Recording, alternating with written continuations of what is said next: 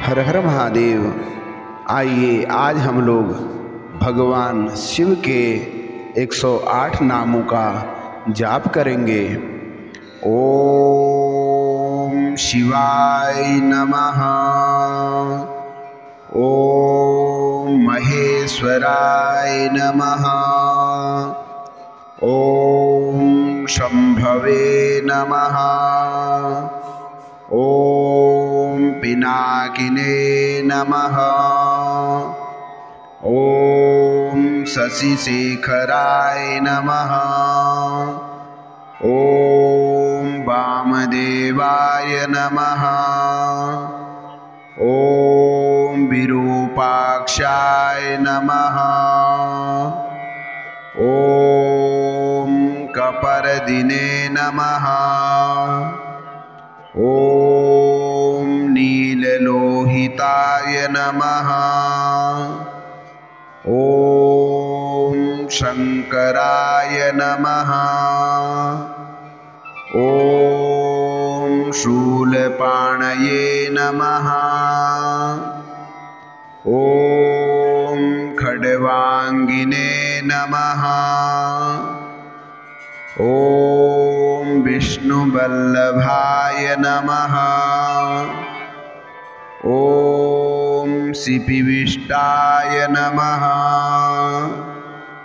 ओम अंबिकानाथाय नमः। ओम श्रीकंठाय नमः। ओम भक्तवत्सलाय नमः। ओम भवाय नमः। ओम शर्वाय नमः। ओम त्रिलोकेशाय नमः। ओम श्रुतिकंठाय नमः। ओम शिवाप्रियाय नमः। ओम उग्राय नमः। ओम कपालिने नमः। ओम कामारये नमः।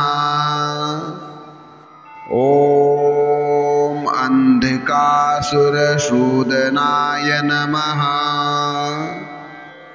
ओम गंगाधराय नमः। ओम ललाटाक्षाय नमः। ओम कालकालाय नमः। ओम कपानिधये नमः। ओम कृपानिधये नमः। ओम रुद्राय नमः। ओम भीमाय नमः। ओम परशुहस्ताय नमः। ओम मृगपाणये नमः। ओम जटाधराय नमः। ओम कैलासवासिने नमः। ओम कवचिने नमः। ओम कठोराय नमः। ओम त्रिपुरांतकाय नमः। ओम वृषांकाय नमः। ओम वृषभारूढ़ाय नमः। ओम भस्मोद्धूलितविग्रहाय नमः। ओम श्यामप्रियाय नमः। ओम स्वरमयाय नमः। ओम त्रिमूर्तये नमः। ओम अनीश्वराय नमः। ॐ सर्वज्ञाय नमः। ॐ परमात्मने नमः। ॐ सोमसूर्याग्निलोचनाय नमः। ॐ हविषे नमः। ॐ यज्ञमयाय नमः। ॐ सोमाय नमः। ॐ पंचवक्त्राय नमः। ॐ सदाशिवाय नमः। ॐ विश्वेश्वराय नमः। ॐ वीरभद्राय नमः। ॐ गणनाथाय नमः। ॐ प्रजापतये नमः। ॐ हिरण्यरेतसे नमः। ॐ दुर्धर्षाय नमः। ॐ गिरीशाय नमः।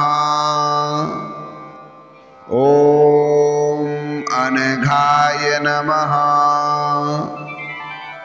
ॐ भुजङ्गभूषणाय नमः। ॐ भर्गाय नमः। ॐ गिरिधन्वने नमः। ॐ गिरिप्रियाय नमः। ॐ कृत्तिवाससे नमः।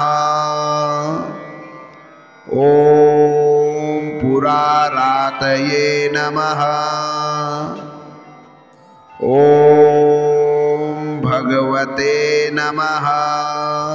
ॐ प्रमथाधिपाय नमः। ॐ मृत्युञ्जयाय नमः।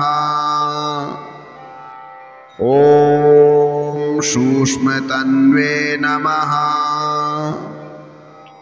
ॐ जगद्व्यापिने नमः। ॐ जगद्गुरुवे नमः।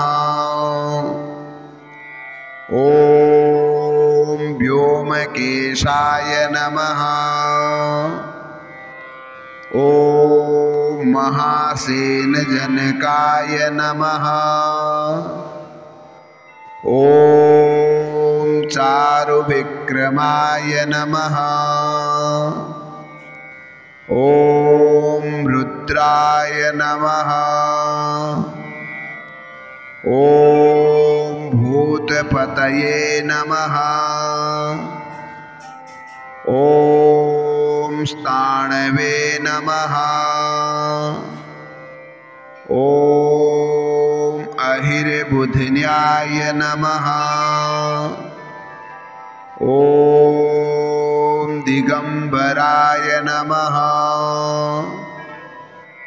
ॐ अष्टमूर्तये नमः। ॐ अनेकात्मने नमः। ॐ सात्विकाय नमः। ॐ शुद्धविग्रहाय नमः। ॐ शाश्वताय नमः। ॐ अखण्डपरशवे नमः। ॐ अजाय नमः। ॐ पाशविमोचकाय नमः। ॐ मृडाय नमः।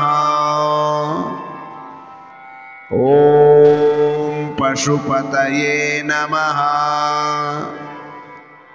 ॐ देवाय नमः। ॐ महादेवाय नमः। ॐ अव्ययाय नमः। ॐ हरये नमः। ॐ भगनेत्रविदे नमः। ॐ अव्यक्ताय नमः।